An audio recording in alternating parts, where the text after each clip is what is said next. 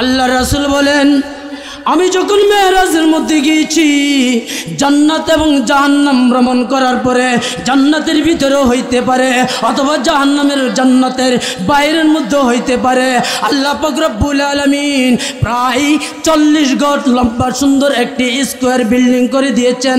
আমাকে আল্লাহ পাক রব্বুল আলামিন বলেছেন, হে আমার দোস্ত, আপনি এই বিল্ডিংয়ের মধ্যে যান।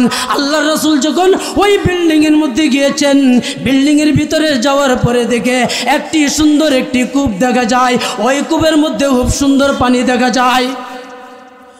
আল্লাহ রাসূল বলেন, আমি মেরাজের মধ্যে যাওয়ার পর আমি যখন ওই কূপটা দেখেছি, এত সুন্দর কূপের মধ্যে পানি আমাদের সাধারণ পানির মতো না, অনেক সুন্দর পানি দেখা যায়, আমাদের সাধারণ পানির মতো না। ওই পানিটা পান করলে দেখা যায় মধুর থেকেও আরও মিষ্টি এবং দুধের থেকেও আরও পরিষ্কার, এত উজ্জ্বল পানি ওই কূপের মধ্যে। এবং আল্লাহর নবী বলেন, আল্লাহর নবী সাহাবীদেরকে ডাক দিয়ে বলেন, ও আমার সাহাবীরা, কিয়ামতের মাঠ যখন শুরু হবে, মাথার থেকে যখন উত্তর দুপুরে সূর্য চলে আসবে, চলে আসার পরে মানুষের মজকগুলো বাইয়া জমিনের মধ্যে পড়তে থাকবে। ও আমার সাহাবীরা শোনো, এমতো অবস্থায় মানুষ পানির জন্য চিৎকারতে থাকবে, হাহা করতে থাকবে, পানির জন্য চিৎকারতে থাকবে। আল্লাহ রাসূল বলেন, ওই হাউজুল কাউসারের পানি যে ব্যক্তি একবার পান করবেন, আল্লাহ রাসূল বলেন, একবার কিয়ামতের মাঠের মধ্যে হাউজুল কাউসারের পানি পান করার পরে 50,000 বছর পর্যন্ত তার কোনোদিন পানির পিপাসা লাগবে না। আপন আপন কররে মন,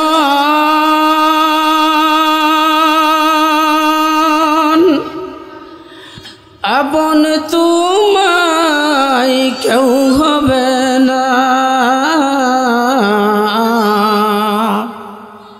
যিনি তোমায় আপন হবে সোয়ে আসন মদিনা বলগল উলা বিকমালিহি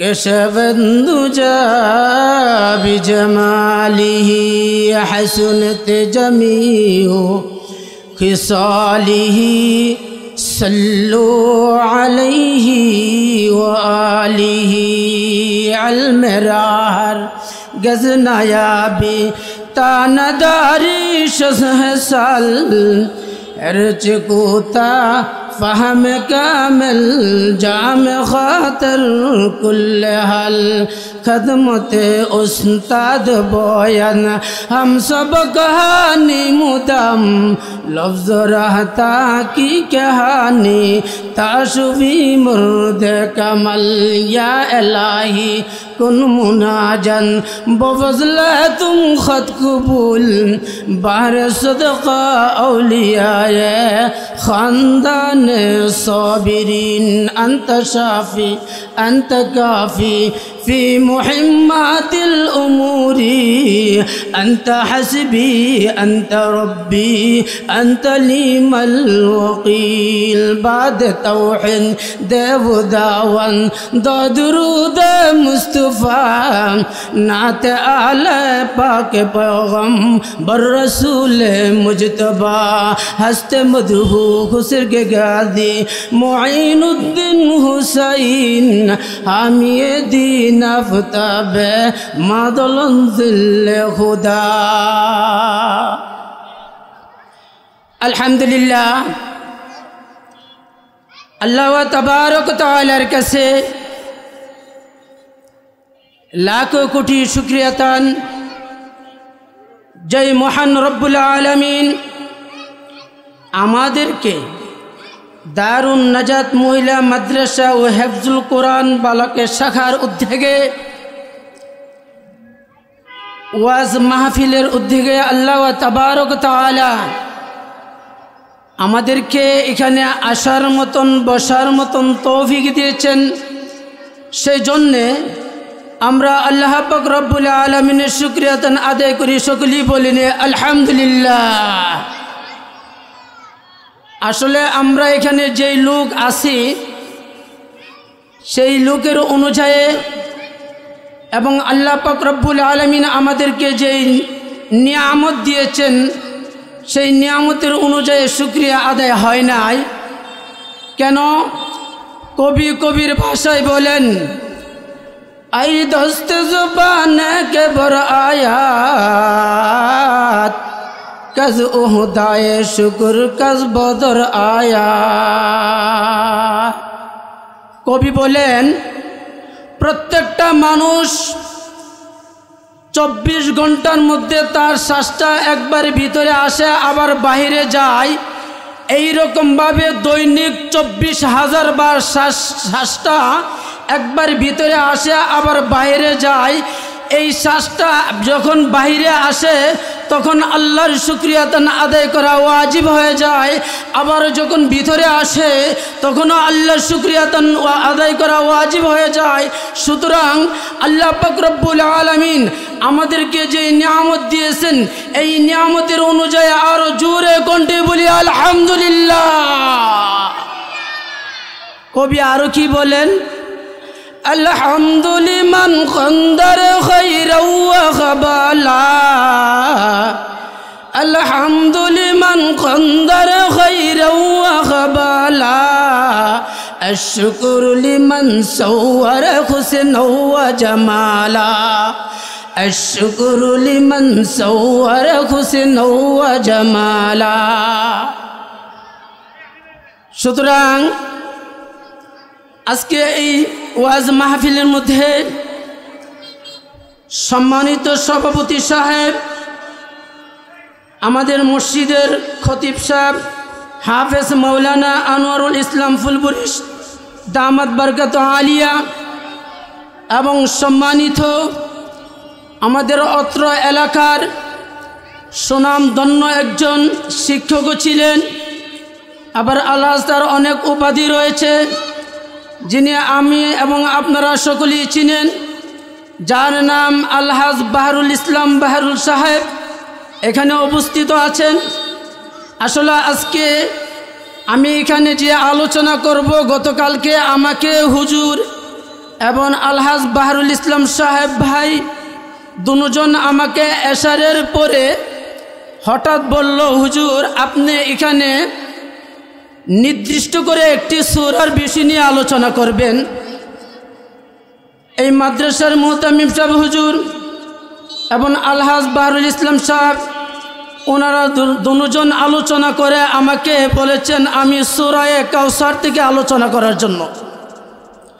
তো আল্লাহ পাক রব্বুল আলামিন যদি আমাকে তৌফিক দেন, আমি রাত্রে কিছু কিতাবাদি মুতালা করেছি। যেহেতু আপনারা আমাকে সকলেই চিনেন, আমি ব্যবসা করি, আবার টিকিবাড়ি এক মসজিদের খতিব হিসাবে আছি। আসলে সময়ের জন্য কিতাবাদি মুতালা করারও সময় পাই নাই। হুজুর কালকে আমাকে বলার পরে রাত্রে আমি কিছু কিতাব মুতালা করেছি সূরা কাউসার থেকে কিছু আলোচনা করার জন্য। এই সূরা কাউসার কোরআন শরীফের মধ্যে আল্লাহ তাবারক ওয়া তাআলা 114 খানা সূরা রয়েছে। 114 খানা সূরার মধ্যে 108 নম্বর যেই সূরাটা, এই সূরাটার নাম হয়েছে সূরা কাউসার। এই সূরা কাউসারের তাফসীর বুঝার আগে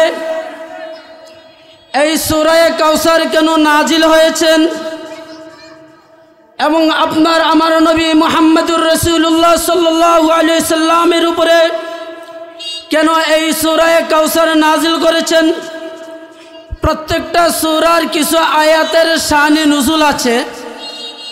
এই সূরার তাফসীর বুঝার আগে, এই সূরার তরজমা বুঝার আগে এই সূরার শানে নুজুল জানতে হবে। কানজুল নুজুল এক কিতাবের মধ্যে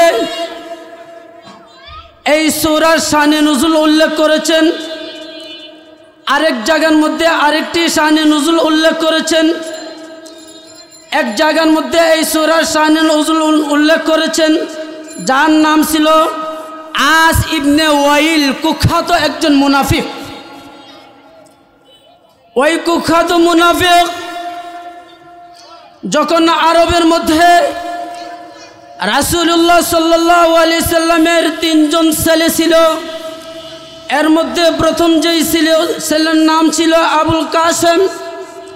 ওই ছেলে যখন মৃত্যুবরণ করেছেন, আরবের মধ্যে যখন কোনো ছেলে সন্তান মৃত্যুবরণ করে তখন তাকে আবতার বলে ঘোষণা করে, আবতার করে ডাক দেয়, অর্থাৎ নির্বংশের।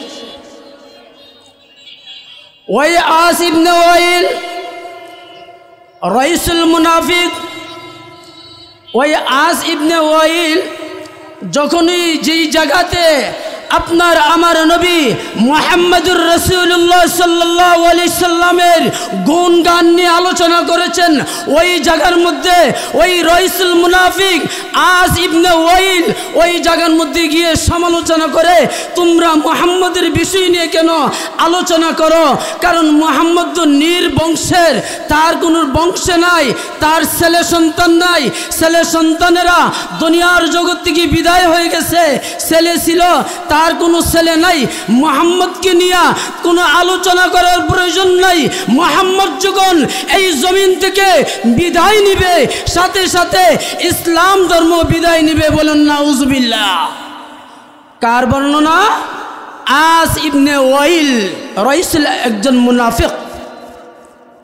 দ্বিতীয়ত আরেক জায়গাতে উল্লেখ করেছেন আরেকজন মুনাফিক ইহুদির একজন আলেম। ওই শানে নুজুলের মধ্যে উল্লেখ করেছেন ইহুদির একজন আলেম যার নাম ছিল কাব ইবনে আশরাফ। ওই ইহুদি আলেমের নাম ছিল কাব ইবনে আশরাফ। সে ইহুদির একজন আলেম ছিলেন। সে যখন মক্কা নগরে আসছেন, মদিনার মধ্যে আসছেন, আসার পরে ওই মক্কাওয়ালারা মদিনাওয়ালারা যখন দূর থেকে লোকেরা কাবা শরীফ জিয়ারত করার জন্য আসে, তখন ওই লোকেরা তাদেরকে সহযোগিতা করে, পানি দিয়ে সহযোগিতা করে, খাবার দিয়ে সহযোগিতা করে, কাপড় দিয়ে সহযোগিতা করে, জায়গা দিয়ে সহযোগিতা করে। ওই কাব ইবনে আশরাফ সে ইহুদিদের একজন মুনাফিক এবং একজন পাদ্রী ছিল। মদিনার লোকেরা ওই কাব ইবনে আশরাফের কাছে আইসা বলতেছে, হে ইহুদির আলেম, আমরা যে দূরের থেকে লোকেরা আসলে, আমরা তাদেরকে সেবা যত্ন করি, এই দিক দিয়ে আব্দুল্লাহর পোলা মুহাম্মদ ইসলামের দাওয়াত দেই, আমরা যে সেবা যত্ন করি আমাদের কথা প্রাধান্য, আমাদের কথা ঠিক না, সে যে মুহাম্মদ নবী দাবি করছে তার কথা ঠিক? কাকে বলতেছে? কাব ইবনে আশরাফকে বলতেছে। ওই কাব ইবনে আশরাফ সে বাস্তব কথাটা না বললা সত্যি কথাটা তার ভিতরে রাখিয়া ওই কাব ইবনে আশরাফ বলতেছে, আব্দুল্লাহর পোলা মুহাম্মদের কথা ঠিক না, তোমরা যেটা বলো তোমাদের কথাই ঠিক। ওই দিক দিয়া ইহুদিদের একজন আলেম তৌরিত কিতাব তেলাওয়াত করতেছে। ওই ইহুদিদের একজন আলেম তৌরিত কিতাব যখন তেলাওয়াত করতেছে, ওই তৌরিত কিতাব পরিপূর্ণভাবে তেলাওয়াত করার পরে মুহাম্মদ আহমদ নামক 3টি শব্দ 3বার তার নামটা তৌরিত কিতাবের মধ্যে উল্লেখ করেছেন। ওই ইহুদি ব্যক্তি বলতেছে, যেহেতু এখানে 3বার মুহাম্মদ নামটা উল্লেখ করা হয়েছে, তৌরিত কিতাব থেকে তার নামটা কেটে দেয়, এই কাগজটা কেটে দেয়, কেটে দেওয়ার পরে আর তার নামও থাকবে না, মুহাম্মদের কথাও কেউ আলোচনা করবে না। ওই ইহুদি ব্যক্তি তৌরিত কিতাবের মধ্যে আল্লাহর নবীজির নামটি যখন 3বার পেয়েছে, তখন সে তৌরিত কিতাব থেকে তার নামটা কেটে দেয়। এরপরে যখন আবার তৌরিত কিতাব তিলাওয়াত করেন, এবার দেখা যায় তৌরিত কিতাবের মধ্যে 6বার আল্লাহর রাসূলের নামটা। আবার যখন তৌরিত কিতাব তেলাওয়াত করে, এই 6টি পাতা ছিঁড়ার পরে দেখা যায় 9 জায়গার মধ্যে আল্লাহর রাসূলের নাম। আবার যখন তাওরীত কিতাব তেলাওয়াত করে 9 জায়গা থেকে যখন আল্লাহর রাসূলের নামটা উঠাইয়া দেয়, এবার দেখা যায় তাওরীত কিতাবের মধ্যে 12 জায়গার মধ্যে আল্লাহর রাসূলের নাম। এবারে ওই দুই ব্যক্তি চিন্তা করতেছে বিষয় কি, ব্যাপার কি। আমি যতবার তাওরীত কিতাব থেকে মুহাম্মদের নামটা উৎখাত করি ততবার বারবার তাওরীত কিতাবের মধ্যে মুহাম্মদের নামটা আসে। এবার একজন আলেমের কাছে গেলেন, ইহুদি আলেমের কাছে যাইয়া বলতেছে, ভাই আমি যে তাওরীত কিতাব থেকে মুহাম্মদের নামটা কাটার চেষ্টা করেছি, আমি যতবার মুহাম্মদের নামটা কাটি ততবার আবার ফিরাইয়া এর থেকে ডাবলের ডাবল আমি নাম দেখতে পাই। ওই আলেম বলতেছে, এটা কি কেরামতি তুমি জানো না, এটা কি কুদরত তুমি জানো না। ওই ইহুদি ভাই শোনো, তুমি যদি তাওরীত কিতাব যদি যতবার তুমি মুহাম্মদ নাম কাটবা, এমন তো তাই নয়, গোটা কোরআন থেকে গোটা তাওরীত কিতাব থেকে যদি তুমি মুহাম্মদের নাম ছিঁড়া দাও, এমন গোটা কোরআনের গোটা তাওরীতের মধ্যে আল্লাহ পাক রব্বুল আলামিন প্রত্যেকটা পাতায় পাতায় আল্লাহর রাসূলের নাম উল্লেখ করে দিবে। সুতরাং কাব ইবনে আশরাফ ওই মুনাফিক ইহুদির আলেম অন্য আলোচনা করেছেন। মুহাম্মদুর রাসূলুল্লাহ সাল্লাল্লাহু আলাইহি সাল্লামের যখন 12 বছর হয়েছে, কত বছর? 12 বছর। আমাকে আজকে যে আলোচনা দিয়েছেন, এই কোরআন থেকে যদি কাউসারের সূরার তাফসীর করা হয়, এই কোরআন থেকে যদি কাউসারের সূরার আলোচনা করা হয়, কাউসার নাজিল করেছেন একমাত্র নবীজির শান এবং মানের জন্য। নবীজির শান এমন মানের জন্য। আল্লাহর নবীর যখন 12 বছর বয়স হয়, এমন সময় আবু তালেব নবীজির চাচা আবু তালেব বাঁচতে ভাতিজাকে বলতেছে, ভাতিজা তুমি আমার সাথে আসো, সিরিয়াতে আমরা চলে যাব অথবা ইয়ামান দেশের মধ্যে আমরা চলে যাব। এক জায়গা থেকে আরেক জায়গার মধ্যে সফরের মধ্যে গেছেন। ওই জায়গাতে সফরে যাওয়ার পরে মুহাম্মদের বয়স 12 বছর। যখন আল্লাহর রাসূল আবু তালেবের সাথে সফরের মধ্যে যায়, এক দেশ থেকে আরেক দেশের মধ্যে যাওয়ার পরে একটা বৃক্ষ, একটা গাছের নিচের মধ্যে আবু তালেব মুহাম্মদকে নিয়ে বসছে। পাশাপাশি একটা গির্জা ছিল, ওই গির্জাটা ছিল ইহুদির। যখন আল্লাহর নবী ওই গাছের নিচে বসলেন, তখন দেখা যায় ওই গির্জার থেকে একজন ইহুদি আলেম বের হয়। একজন ইহুদি আলেম বের হইয়া আব্দুল্লাহর ছেলে মুহাম্মদের কাছে আইসা বলতেছে, আবু তালেবকে বলতেছে, আবু তালেব এই যে একটা বাচ্চা দেখা যায় 12 বছর, ওনার পরিচয় কি, ওনা কি? আবু তালেব বলতেছে, সে আমার ভাতিজা আব্দুল্লাহর পুলা মুহাম্মদ। ওই তাওরীত কিতাবের ওই আলেম গির্জার থেকে বাইরে হইয়া বলতেছে, আপনি এই মুহাম্মদকে এখানে রাখবেন না, আপনি মুহাম্মদকে নিয়ে মক্কাতে চলে যান। আবু তালেব বলতেছে, কেন আমার বাইস্তাকে আমি সফরের মধ্যে নিয়ে আসছি, কেন আমি তাকে আবার মদিনাতে নিয়ে যাব, উদ্দেশ্য কি? ওই ইহুদি ব্যক্তি বলতেছে, আপনি জানেন না তাওরীত, জবুর, ইনজিল কিতাবের মধ্যে প্রত্যেকটা জায়গার মধ্যে প্রায় সময় আল্লাহর রাসূলের নাম উল্লেখ করেছেন। এই পৃথিবীতে একজন শেষ নবী আসবে, যার নাম থাকবে মুহাম্মদুর রাসূলুল্লাহ সাল্লাল্লাহু আলাইহি ওয়াসাল্লাম। এই নবী যখন দুনিয়াতে আসবে, এরপরে আর কোনো নবী আসবে না। সুতরাং আমরা ইহুদির ধর্ম, আমরা তাওরীত কিতাবের অনুসারী। আপনি যদি এই মুহাম্মদকে যদি এই জায়গা থেকে না নিয়ে যান, তাহলে আরও এই দেশের লোকেরা মুহাম্মদের উপরে আক্রমণ করবে। উনি অবশ্যই আল্লাহর নবী। বলতেছে, তাওরীত জবুর কিতাবের মধ্যে পড়ছি মুহাম্মদ একজন নবী আসবে, আহমদ, আর ওনার নামই আহমদ। ওই ইহুদি আলেম বলতেছে, সে কিছুক্ষণ মুহাম্মদের সাথে কথা বলে, আবু তালেবের সাথে কথা বলে, আবার কিছুক্ষণ চোখ অন্ধকার করে রাখে, চোখ বুঝে থাকে। বলতেছে আবু তালেব যে আপনি কিছুক্ষণ কথা বলেন আবার চোখ বুঝে থাকেন, তার কারণ কি? ওই ইহুদি ব্যক্তি বলতেছে, দেখো আমি চক্ষু অন্ধকার করার পরে কাশফের মধ্যে যখন দেহন করার পরে আমি তৌরিত কিতাবের মধ্যে মুহাম্মদের যে নামগুলা পেয়েছি, তৌরিত কিতাবের মধ্যে মুহাম্মদের যে আলোচনা, মুহাম্মদের যে চেহারা, মুহাম্মদের যে মাথা, আল্লাহর নবীর যে পাও ওই মাথা এই ছেলের চেহারার সাথে মিশা যায়। সুতরাং এই জন্য উনি অবশ্যই আখিরি নবী, শেষ নবী, এই নবীর পরে আর কোনো নবী আসবে না, সুতরাং আপনি মুহাম্মদকে নিয়ে যান। এরপরও কয় ইহুদি ব্যক্তি, ঠিক আছে তৌরিত কিতাবের মধ্যে তো আসছে 40 বছর পরে নবুয়ত পাইবে, আমি 40 বছর বাঁচি কি না বাঁচি জানা নাই, সুতরাং এই মোহাম্মদকে আমি দাওয়াত করি আমার বাড়িতে কিছু খাবার খাওয়ার জন্য। এই দাওয়াত দেওয়ার পরে আবু তালেব বলতেছে আমরা দূর থেকে আসছি, যেহেতু দাওয়াত দিয়েছে আমরা দাওয়াত গ্রহণ করেছি।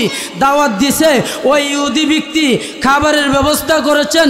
এমন সময় এমতো অবস্থায় আবু তালেব বাইস্তাকে দূরে রেখা যেই কাফেলা ছিল ওই কাফেলার পাশে বসাইয়া আবু তালেব আসছে খাবার খাওয়ার জন্য, দাওয়াত খাওয়ার জন্য। এই দিক দিয়ে ইহুদি ব্যক্তি খাবারের ব্যবস্থা করছেন, হঠাৎ দেখে যার উদ্দেশ্য খাবারের ব্যবস্থা করছেন এই লোকটা নাই। যেমন আমাদের দেশের মধ্যে যখন কোনো জায়গাতে বর বিয়ে হয়, বর যখন যায় না, জামাই যখন যায় না, তখন অন্য কাউকে খাবারও দেয় নাই। ওই ইহুদি ব্যক্তি বলতেছে আমি খাবারের ব্যবস্থা করেছি মুহাম্মদের জন্য, মুহাম্মদ কোথায় তাকে নিয়ে আসো, তারপরে খাবার দিব। এবার এরা সকলে একটা গাছের নিচে বসা ছিল। আব্দুল্লাহর পোলা মুহাম্মদকে ডাক দিছে খাবার খাওয়ার জন্য। আব্দুল্লাহর পোলা মুহাম্মদ যখন আসছে একটা প্লেটের মধ্যে খাবার দিছে, সকলে বসছে সেওয়ার মধ্যে। আব্দুল্লাহর পোলা মুহাম্মদ আল্লাহর নবী যখন খাবারগুলো নিয়ে লজ্জের মধ্যে বসছেন, এমন সময় দেখা যায় যেই বৃক্ষরা, যেই গাছের নিচে যে আবু তালেব বসা ছিল, এই সেওয়াটা গিয়া মুহাম্মদুর রাসূলুল্লাহ সাল্লাল্লাহু আলাইহি সাল্লামের কাছে চলে গেছেন। ইহুদি ব্যক্তি বলে, ও আবু তালেব তুমি যতই কিছু বলো না কেন, এই নবী শেষ নবী, এই নবীর অনেকগুলো মুজিজা আছে, এই নবীর অনেকগুলো গুণ আছে। কারণ অন্য যত নবী রাসূলকে মুজিজা দিয়েছে, এর থেকে মুজিজা সবচেয়ে থেকে বেশি দিয়েছেন আপনার আমার নবী মুহাম্মদুর রাসূলুল্লাহ সাল্লাল্লাহু আলাইহি সাল্লামকে। ঈসা আলাইহিস সালাতু ওয়াস সালামকে মুজিজা দিয়েছিল, তার হাত যখন আলগিয়ে দিয়েছে, হাত থেকে একটি লাইট আলো বের হয়েছেন। মুসা আলাইহিস সালাতু ওয়াস সালামকে মুজিজা দিয়েছিল, ওমা তিলকা বিয়ামিনিকা ইয়া মুসা ক্বালা ইয়া আসা। मूसा अलैहिस्सलाम को मुजिज़ा दिएछिलो, ईसा अलैहिस्सलाम को मुजिज़ा दिएछिलो, इब्राहिम अलैहिस्सलाम को मुजिज़ा दिएछिलो। प्रत्येकटा नबी रसूल के अल्लाह पाक रब्बुल आलमीन मुजिज़ा दिएछिलो। अपनार आमार नबी मुहम्मदुर रसूलुल्लाह सल्लल्लाहु अलैहि वसल्लम की मुजिज़ा दिएछिलो। रसूलेर की सम्मान छिलो, आसेन आलोचना। रसूलेर एकटी ছেলে ছিল, রাসূলুল্লাহ সাল্লাল্লাহু আলাইহি সাল্লাম খন্দকের যুদ্ধের থেকে যখন চলে আসার পরে সাহাবীরা কোনো খাবারের ব্যবস্থা ছিল না। এমন সময় জাবের রাদিয়াল্লাহু তাআলা আনহুকে বললেন, হে জাবের, তুমি সাহাবীদের খাবারের ব্যবস্থা করো। হযরত জাবের রাদিয়াল্লাহু তাআলা আনহু একটা বকরি ছিল, এই বকরি দিয়ে খাবারের ব্যবস্থা করছেন। সাহাবীদেরকে ডাক দিলেন, সকলে খাবার খাবে। এমন সময় আল্লাহ রাসূল বলতেছে, তোমরা খাবার খাইয়া বকরির মাংসগুলো খেয়েও, খাওয়ার পরে বকরির যে হাড্ডিগুলো আছে এগুলো এক জায়গাতে রেখে দিও। হাড্ডিগুলো রাখার পরে খাবারের শেষ পরে আল্লাহর রাসূল আল্লাহর কাছে বলেন, হে রব্বুল আলামিন, আমার সাহাবী জাবের গরিব সাহাবী, তার শুধু একটা বকরি ছিল, বকরি দিয়া খাবারের ব্যবস্থা করেছেন। হে আল্লাহ পাক রব্বুল আলামিন, আপনি তো ইচ্ছা করলে বকরিটা ফিরাইয়া দিতেন পারেন। আল্লাহ ইচ্ছা করলে বকরি ফিরিয়ে দিতে পারে না? হযরত ঈসা আলাইহিস সালাম যখন কবরের পাশে দাঁড়াইয়া বলছে কুম বিইজনিল্লাহ, সাথে সাথে কবর থেকে লোক দাঁড়িয়ে গেছেন। এইরকমভাবে আপনার আমার নবী ওই জাবেরের বকরির যে হাড্ডিগুলো ছিল এগুলো এক জায়গাতে রাখিয়া বলতেছে, আল্লাহ গো, এই হাড্ডিগুলোকে কি আবার বকরি বানাইয়া দেওয়া যায় না? বলেন সুবহানাল্লাহ। এই হাড্ডিগুলোকে কি আবার বকরি বানাইয়া দেওয়া যায় না? এই কথা বলার সাথে সাথে আল্লাহ পাক রব্বুল আলামিন বকরিকে যখন হুকুম দিছে, বকরি তুমি আবার জীবিত হয়ে যাও, তখন এই বকরির হাড্ডিগুলো একত্রিত রাখার পরে একা একা হাড্ডির মধ্যে মাংস হওয়ার পরে একা একা এই মাংসের মধ্যে আবার চামড়া হয়েছে, চামড়া হওয়ার পরে এই চামড়ার মধ্যে আবার গোস্ত হয়েছে, এই চামড়ার উপর দিয়া কুসুম হয়েছে, কুসুম হওয়ার পরে যেই রকমভাবে জবর আগে যে বকরি ছিল আবার তুদরুন এই পরিমাণে এই বকরি হযরতে জাবেরের সামনে হাসি। আমাদের নবীজির কারামতে আছে কিলো না? সুতরাং ইন্না আ'তাইনাকাল কাউসার ফাসাল্লি লিরাব্বিকা ওয়ানহার ইন্না শানিআকা হুয়াল আবতার। ইন্না আ'তাইনাকাল কাউসার, নবী আমি আপনাকে কাউসার দান করেছি। বলেন সুবহানাল্লাহ। আপনার আমার নবীকে আল্লাহ পাক রব্বুল আলামিন কাউসার দান করেছেন, অন্য কোনো নবীকে কাউসার দান করে নাই। আল্লাহ রাসূল বলেন, আমি যখন মেরাজের মধ্যে গিয়েছি, জান্নাত এবং জাহান্নাম ভ্রমণ করার পরে জান্নাতের ভিতরেও হইতে পারে অথবা জান্নাতের বাইরের মধ্যে হইতে পারে, আল্লাহ পাক রব্বুল আলামিন প্রায় 40 গজ লম্বা সুন্দর একটি স্কোয়ার বিল্ডিং করে দিয়েছেন। আমাকে আল্লাহ পাক রব্বুল আলামিন বলেছেন, হে আমার দোস্ত, আপনি এই বিল্ডিংয়ের মধ্যে যান। আল্লাহ রাসূল যখন ওই বিল্ডিংয়ের মধ্যে গিয়েছেন, বিল্ডিংয়ের ভিতরে যাওয়ার পরে দেখে একটি সুন্দর একটি কূপ দেখা যায়, ওই কূপের মধ্যে খুব সুন্দর পানি দেখা যায়।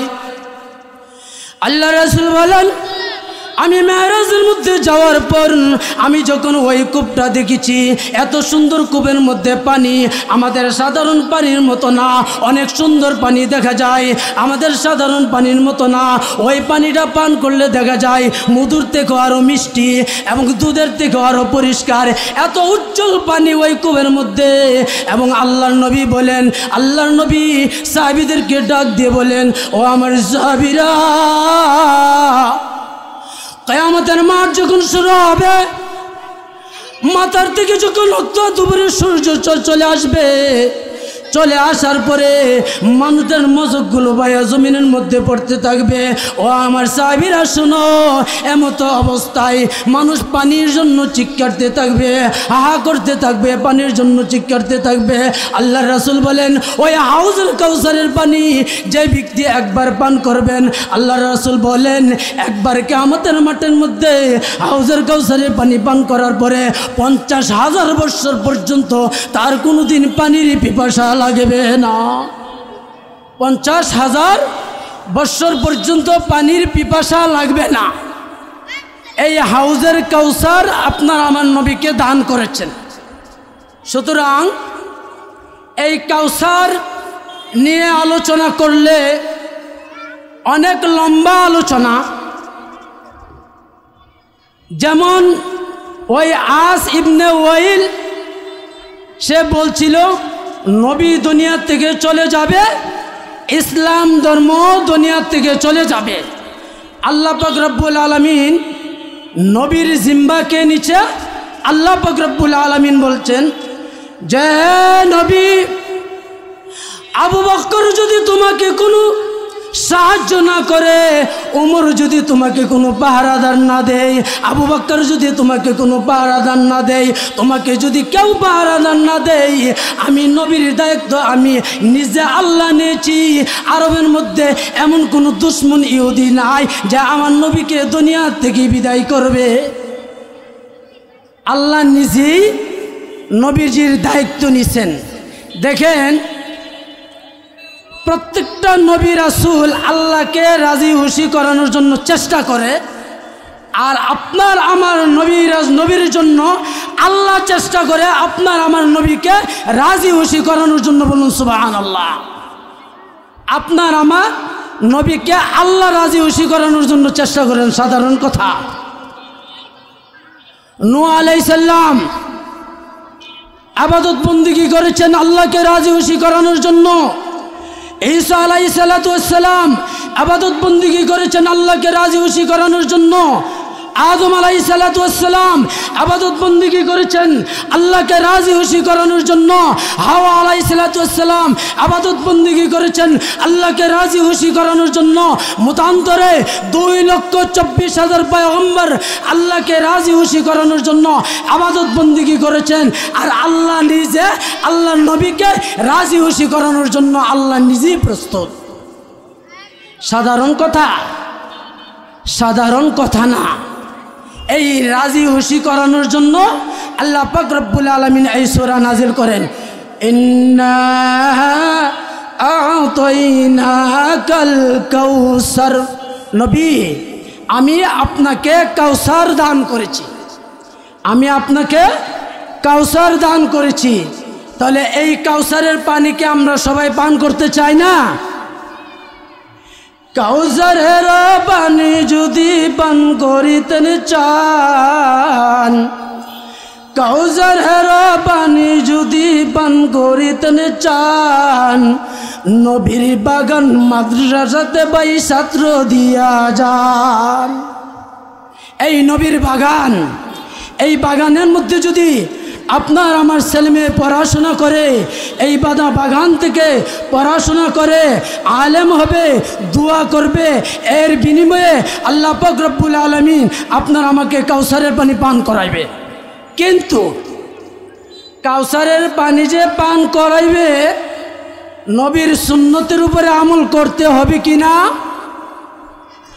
যারা নবীজির সুন্নতের উপরে আমল করবে না, আসলে আমি বেশি আলোচনা করতে পারি না, আমার গলার সমস্যা, সেই জন্য কথা বলতে কষ্ট হয়। যারা নবীর সুন্নতের উপরে আমল করবে না, তাদেরকে কাউসারের পানিও পান করানো হবে না। আল্লাহ রাসূল বলেন, মান আহাব্বা সুন্নতি ফাকাদ আহাব্বানি ওয়া মান আহাব্বানি কানা মাই ফিল জান্নাহ। যারা আল্লাহ রাসূলের সুন্নতের উপরে মহব্বত করবে, যারা আল্লাহ রাসূলের সুন্নতকে মহব্বত করবে, আল্লাহ তাদেরকে সুন্নতকে, আল্লাহ রাসূলের সুন্নতকে মহব্বত করলে আল্লাহ রাসূল বলেন, যারা আমার সুন্নতকে মহব্বত করবা তারা আমাকে মহব্বত করবা, আর যারা আমাকে মহব্বত করবা কিয়ামতের মাঠের মধ্যে আমার সাথে জান্নাতি, আমার সাথে জান্নাতি। সুতরাং এই সুন্নতের উপরে আমল করতে হবে। এই সুন্নতের উপরে আমল করলে, সুন্নতের অনেক আলোচনা, আসলে আমার সময় শেষ, যেহেতু আমি কথা বলতে পারতেছি না, গলার সমস্যা। আসলে যে কাউসারের যে আলোচনা, এই আলোচনা করলে অনেক লম্বা আলোচনা করা যাবে। এই কাউসারের আলোচনা একদিন নয়, 2 দিন নয়, 3 দিন নয়, একাধারে 1 সপ্তাহ পর্যন্ত এই কাউসারের বিষয় নিয়ে আলোচনা করলেও আলোচনা শেষ করা সম্ভব হবে না। সুতরাং আমি আর আলোচনা লম্বা করি নাই, কাজে আমি যে আলোচনা করেছি এই আলোচনার উপরে আমাকে এবং সকলকে আমল করার মতন তৌফিক দেন। সকলে বলুন আমিন। এই বলে আমি আমার বয়ান শেষ করেছি। ওয়া মা আলাইনা ইল্লাল বালাগ।